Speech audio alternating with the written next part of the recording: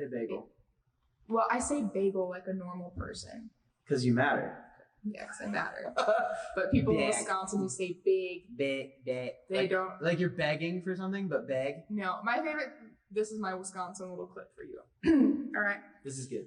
All right, guys. So I went to the grocery store the other day, and I had to go get some milk, and then they asked me, do I want it paper big or do I want a plastic big? I said, you know what? I really don't care. Just put the milk in a big, okay?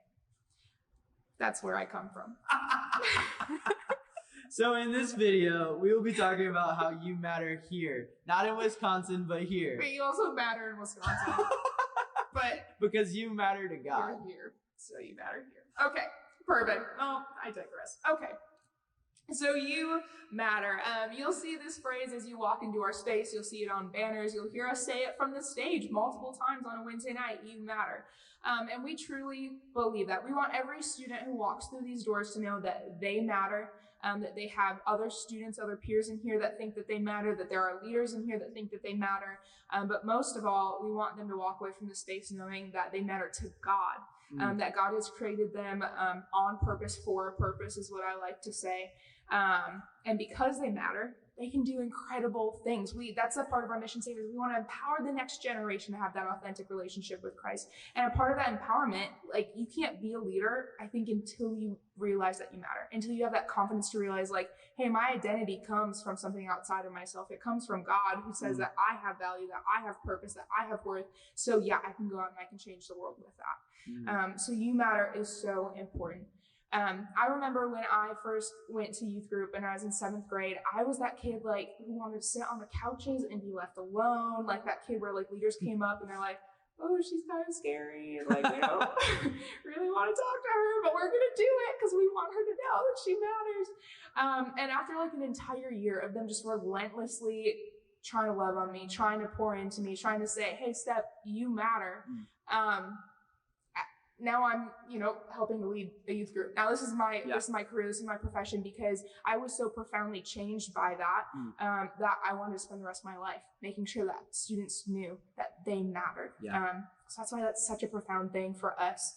So make sure, as Tucker just said in the last video, you want to be student focused, and part of being student focused is maybe you need to put aside the conversations that you wanted to have with other leaders when you walked in this space. You have to put aside even maybe some of the conversations you wanted to have with some of your, let's be honest, we all have kind of like our favorites in our small groups. I hate to say that, but like there's those kids that you just like click with and they're awesome and they're hilarious and you love hanging out with them. And sometimes we have to put aside that preference so that we can reach out to that weird kid in our group who like, honestly, we don't know how to understand them. We really struggle talking to them, but we want to make sure they know that they matter too. That's good. So remain student focused. Let them know that they matter. It's a huge staple in our ministry. You matter. And I'll say more than our students mattering, leaders, you guys matter. We really love you. And when we say that we really couldn't do this ministry without you, we really mean it. Tucker and I cannot shepherd and love on 150, 180 students or whatever we have in our doors. 2,000. 2,000. We're running a 2,000 person group. You can take that to the bank. No, but we really can't. We can't love them the way that we want to.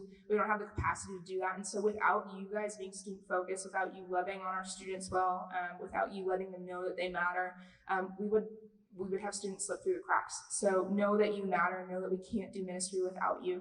If there's any way that we can love you better, shepherd you better, lead you better, please let us know, because we want to. We really do.